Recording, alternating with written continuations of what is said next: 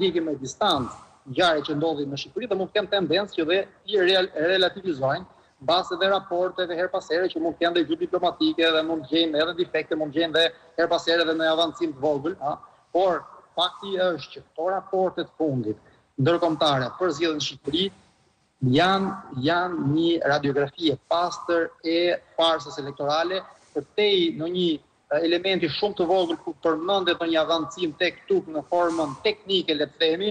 Këto raporte në 80-90% të tyre, masa kritike e tyre ka vetëm kritika, ka vetëm shqetësime serioze për demokracinë në Shqipëri, shqetësime serioze për parregullsi dhe do të thosha shkelje të rënda ligji që ndodhen në 11 maj dhe jo vetëm, që ndodhen dhe përpara 11 majit me bonusin e pensionistëve, që është tipike blerje vote nëpërmjet keqpërdorimit të buxhetit të shtetit nga ana e qeverisë, nga shkelja tjetër që ishte falja e detyrimeve, gjobave dhe amnistia fiskale në një farë mënyrë bërë nga qeveria 2 ditë vetëm para zgjedhjeve. Kjo i ka bërë më tepër përshtypje, le të themi, faktorin ndërkombëtar, por janë edhe masa të tjera që kanë ndikuar në rezultatin e zgjedhjeve si patronazhimi. Duhet t'ia shpjegosh ndërkombëtarëve se ç'është patronazhimi.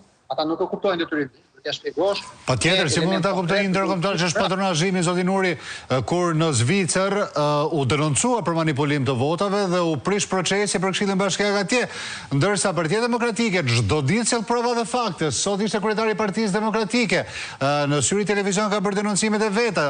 Çdo eksponent tjetër i Partisë Demokratike ka denoncuar me prova dhe me fakte se si hapen kutit, futen duart, votojnë 4-5 veta, voton një person 4-5 herë e tjerë me radhë, ndërsa Komisioni Qendror i Zgjedhjeve shkon dhe i certifikon.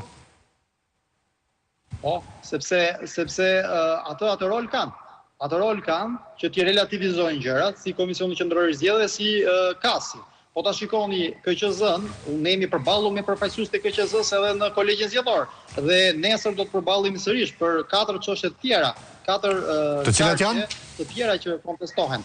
Lora, Berati, Dibra dhe Shkodra. Dhe çfarë ndodh aty? Çfarë ndodh? Përfaqësuesit e Komisionit Qendror të Zgjedhjeve e para e punës nuk i konsiderojnë si prova raportet ndërkombëtare, kur ne kemi cituar dhe jemi bazuar tek raporti gjetjeve të OSBE-Odirit, që e kemi cituar duke e personalizuar për çdo qark problematikat e secilit qytet apo qark në to zgjedhje sipas OSBE-Odirit, ata thonë këto nuk janë prova. E para, e dyta, përfaqësuesit e KQZ-s, dhe kjo është akoma më rënd, bëhen mish me Partinë Socialiste. Bajnë të njëjtin qëndrim, por mos të thënë që përfaqësuesit ligjor të PS-s në gjatë gjyqeve që kemi ne janë më të zbutur dhe më të butë, le të themi, se sa vetë përfaqësuesit e KQZ-s, të cilët mbajnë një linjë më të ashpër.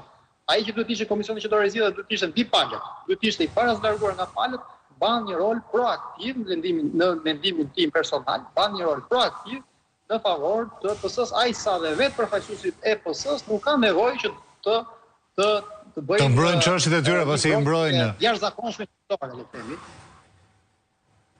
Jo, do ndërhyja, as eksponentët e Partisë Socialiste nuk kanë nevojë që të mbrojnë çështjet e tyre pasi i mbrojnë anëtarët e KAS.